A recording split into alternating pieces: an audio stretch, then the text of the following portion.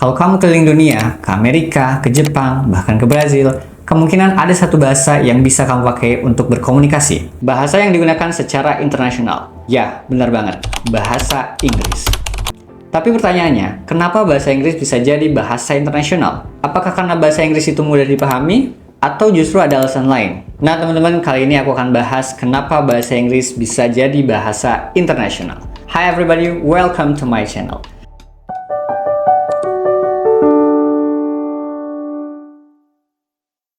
Untuk menjawab pertanyaan kenapa bahasa Inggris menjadi bahasa internasional, kita harus flashback dulu ke abad 18 dan 19 di mana semuanya bermula.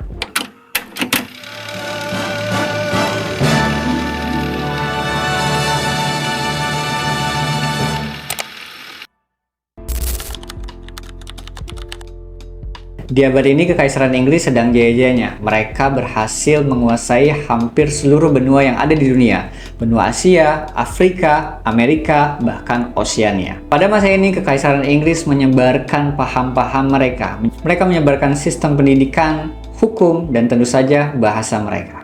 Dan uniknya, banyak negara yang setelah merdeka dari penjajahan Inggris, mereka tetap menggunakan bahasa Inggris sebagai bahasa sehari-hari karena dianggap netral dan mempermudah komunikasi antar etnis.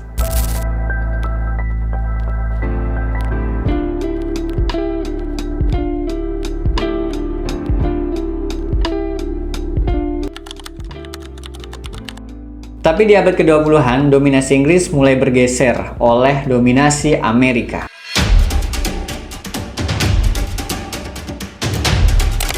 Setelah Perang Dunia Kedua berakhir, Amerika Serikat muncul sebagai kekuatan baru di bidang ekonomi dan juga budaya, serta membawa pengaruh di bidang teknologi yang sangat besar, terutama dalam perfilman. Mulai dari film Hollywood, musik, dan televisi, semuanya muncul di berbagai belahan dunia. Dan semuanya menggunakan bahasa Inggris. Bahkan di forum internasional seperti PBB, bahasa Inggris mulai menggantikan bahasa Prancis sebagai bahasa diplomasi. San Francisco, California, a momentous conference begins. Here, leaders of the United Nations, representing all but a fraction of the Earth's population, are laying the foundation.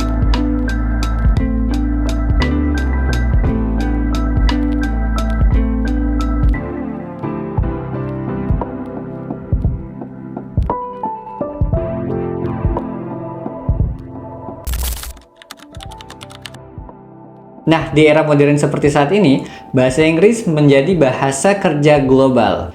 Sebagian besar jurnal ilmiah, teknologi, dan inovasi dipublikasikan dalam bahasa Inggris. Internet pun awalnya dikuasai oleh negara-negara yang berbahasa Inggris, sehingga istilah-istilah teknologi yang sekarang ada itu kebanyakan berbahasa Inggris.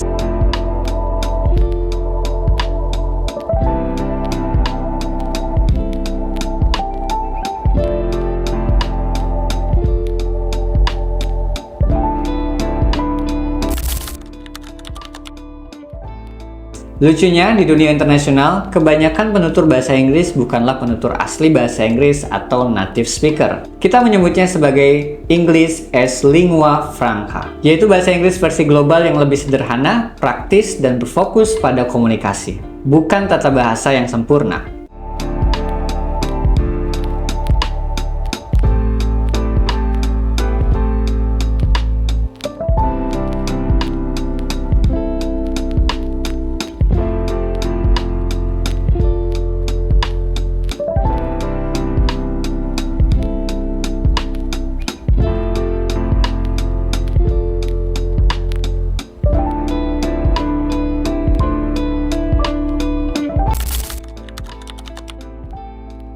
Hollywood, musik, dan literatur berbahasa Inggris semuanya itu mendongkrak popularitas bahasa Inggris di kancah internasional. Tapi nggak semua orang setuju dengan penggunaan bahasa Inggris sebagai bahasa internasional. Mereka beranggapan bahwa dominasi bahasa Inggris hanya menekan bahasa lokal, disebut dengan linguistic imperialism.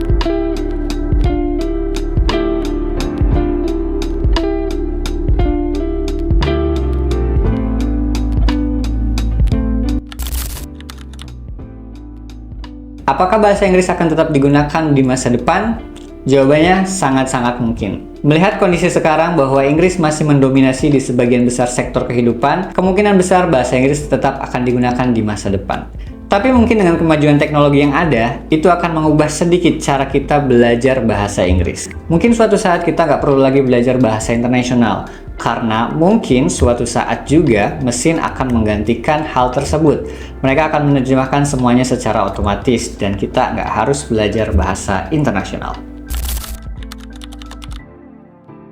Jadi kesimpulannya, bahasa Inggris bukan menjadi bahasa internasional karena kemudahan atau keindahannya, tapi karena ada faktor politik, sejarah, ekonomi, dan budaya yang mendukung. Apapun bahasa internasionalnya, yang penting kita bisa berkomunikasi ya. Bahasa hanyalah jembatan untuk berkomunikasi dan saling mengerti. Oke, itu aja yang bisa saya sampaikan. Kurang lebihnya mohon maaf. Wassalamualaikum warahmatullahi wabarakatuh.